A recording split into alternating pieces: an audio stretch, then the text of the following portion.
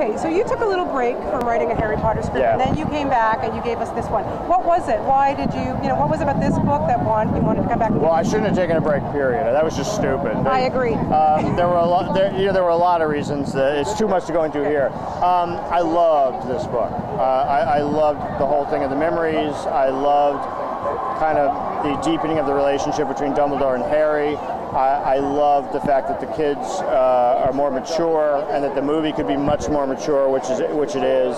It's a much different Harry Potter movie. I think people are going to like it a lot. And there were a lot of opportunities for comedy and romance, which I like. Absolutely. Yeah, I was going to say, does it amaze you to see, how these kids have grown up and what they've turned into? I mean, they are pretty amazing. They were always sort of brilliant, but now they're truly, exquisite. They're transcendent. To write for them is such a thrill because, I can now give them anything, and I do. I give them, I give them comedy here, which requires incredible nuance, and romance, which requires a kind of sly sophistication, and they're up to it every time. How involved is J.K. Rowling in looking at your script, or not at all? She always looks at it at least once or twice. I wish she would, be around more. I wish Joe lived next door because we get along great. It's one of my best friends. But, it's one of those things where she kind of stays out of it until I have a reason to go to her. And then I'm always in email correspondence with her, and we talk. So we talk that way all the time. So if I have questions, she always answers me almost instantly. Well, you've done a terrific job. I saw the film the other night. Oh, yeah? Yeah, it's fantastic. Oh, great. That's great. So best of luck. Have a great time tonight. Enjoy Thanks a lot. Okay. Yeah, all right. Harry Potter fan. Hi, Harry Potter fan. I'm Alex from Harry Potter's page. Hi there. That's Daniel. What would you say is the most important part from the book 7, Deathly Hallows, that you have put in your new script for Deathly Hallows? The most important part that I put in? From the book. Wow, now you're putting me on the spot here. We got a lot of the book in this one because we got 2 movies to do it.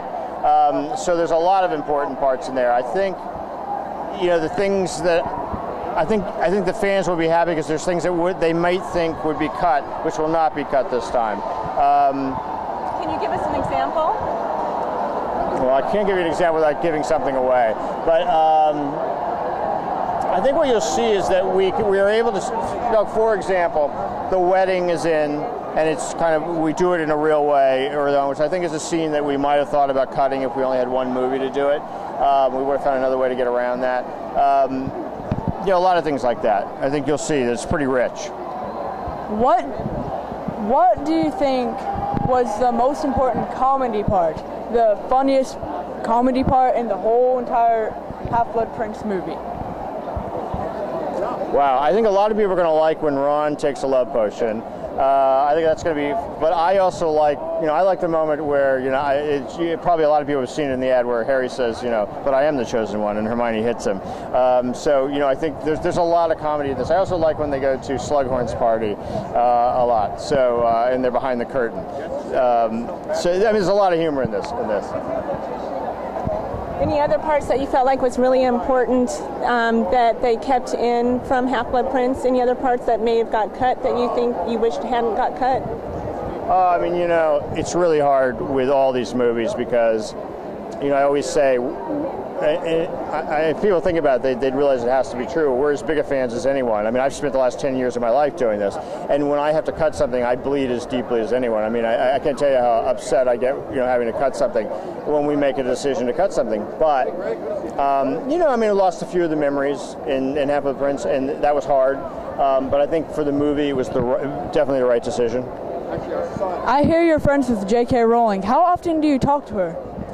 Email her pretty much whenever I want, and when I'm writing, I'm always emailing her and asking her sometimes advice about things, give me a little more insight on things, the history of a character. Whenever I'm in London, I always see her. It's just we emailed you last week, so it's all the time. It's been one of the great gifts of doing this, is that she's become one of my best friends. Okay, thank you, sir. You bet. Hi, I'm Audrey from the University Network. Hi there. So, in the Half-Blood Prince, you took out a lot of action. It was really scaled down. Why did you guys choose to do that? I think what we decided to do was that we felt the characters had gotten a lot more mature, and I think we wanted to make a more mature movie. I think David Yates in particular felt that he had done his action movie with Order of the Phoenix. He wanted to do something different, and we're going to have big action set pieces at Hallows.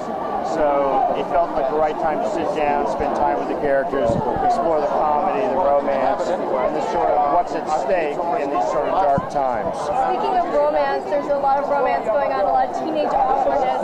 Who do you think has the most incestuous romance? Hermione and Ron or Ginny and Harry? Well, I don't know. That's a tough question to answer. I don't know. I think they're both problematic, but I think I think they're ultimately, as we know, going to work out. And we both have something in common. This is my first Harry Potter premiere, and I've never seen so many people lined up. Is this surprising for you as well? 6 movies on.